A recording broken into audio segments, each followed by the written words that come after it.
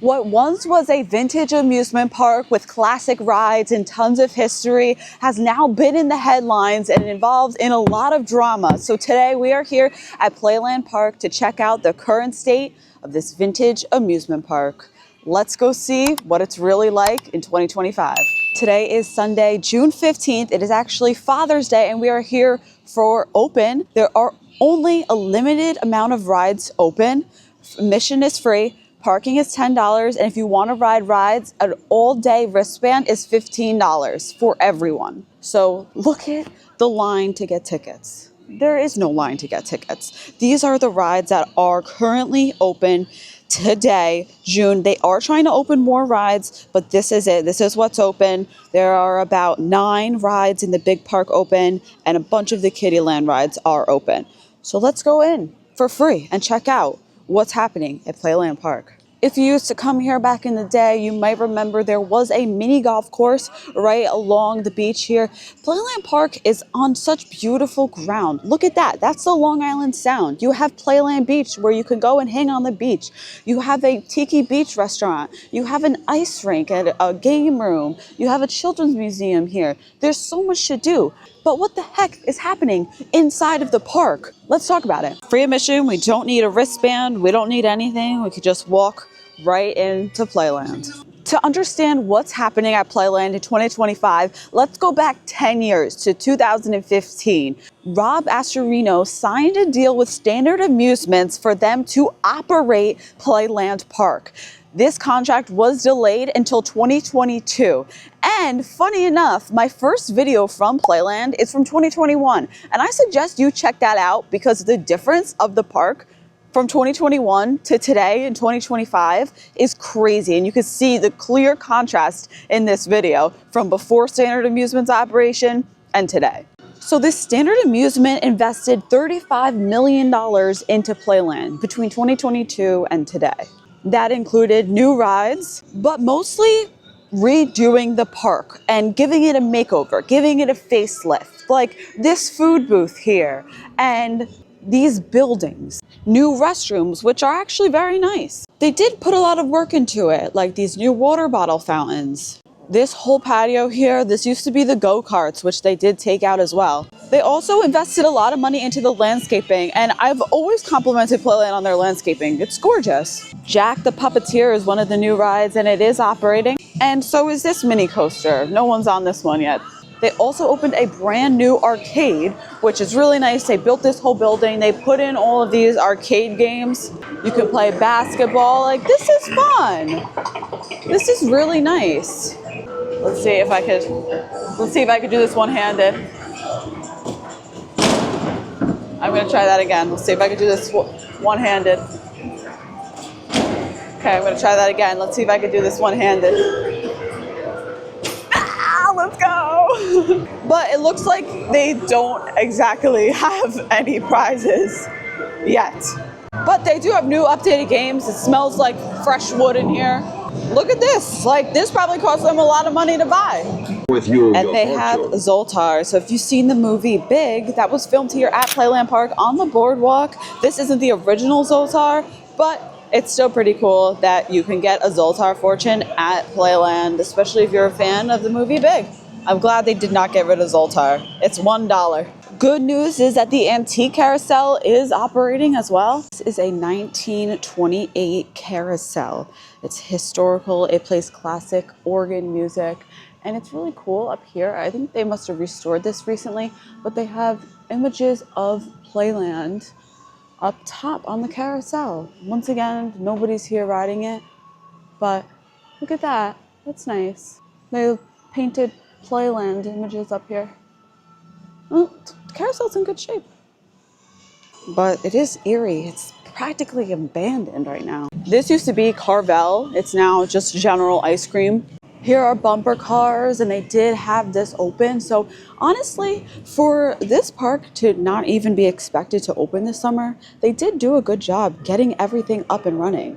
What's the deal with Playland Park today, right? Why is it like this? Why did it almost not even open this year? So in 2025, Standard Amusements terminated their contract with Westchester County, which of course is where Playland is. Standard Amusements wants to terminate the contract because they say that Westchester County has not lived up to their end of the bargain and their upkeep of the park. Westchester was expected to put in $150 million into the rebuild of this park.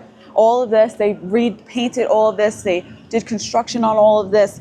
The park itself is beautiful, but Standard Amusements didn't think that Westchester County was, putting their work in. Standard Amusements accused Westchester County of neglecting and mismanaging the park with poor maintenance and understaffing. Standard Amusements also invested $6 million more in food service equipment. For this way, they have some more. See, like all these buildings are new, they're repainted, they're nice.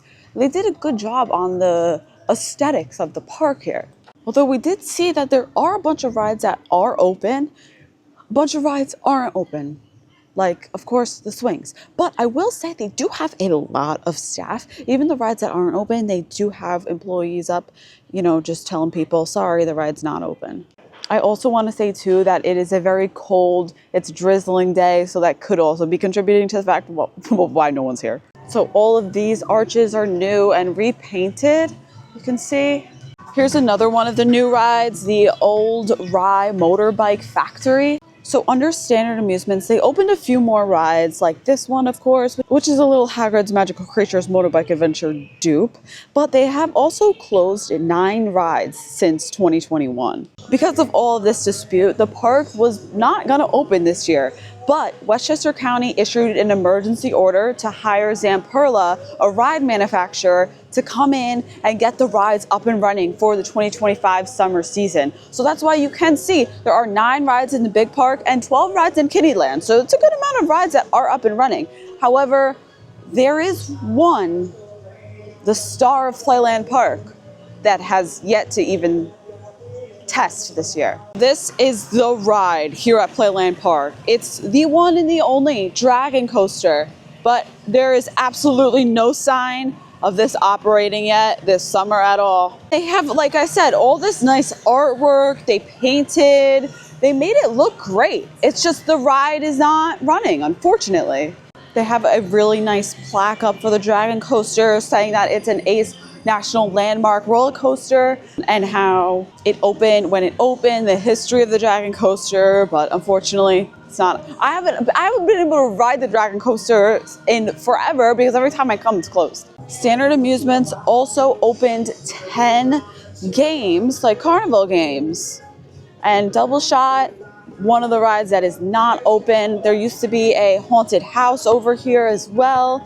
They tore that down to make a little pavilion up here, which I'll show you. Okay. So since there is no food open, they do have food trucks in the park. Here is Westchester Burger over here. So this is just like an indoor pavilion, probably for camps or groups. This is one of the additions that Standard Amusement did in their time here at Playland. I don't think Catch a Wave is running, which is surprising because I feel like that would be an easy ride to open. And they have an outdoor stage where you could have concerts here. Like, it's so upsetting to me. I've been saying this for years now, but it's upsetting because this park could be so great, and they're trying. They're opening as many rides as they can. So you know what? It's free admission. If you don't want to ride anything, you can still come here and enjoy, and it's $15 to ride some rides. Great for kids, Kittyland. The Zombie Castle and the House of Mirrors is open, so these 2 rides over here. The Crazy Mouse is not open, but they have been testing it. They were testing it when we got here this morning. This is Whippin' Chicken. This used to be Popeyes, but of course, none of the food stations are open, but they have Lulu's Kitchen on Wheels Tex-Mex food truck. The Classic Whip is open, which is great because this is one of my favorite attractions here at Playland. It's pretty crazy how it runs.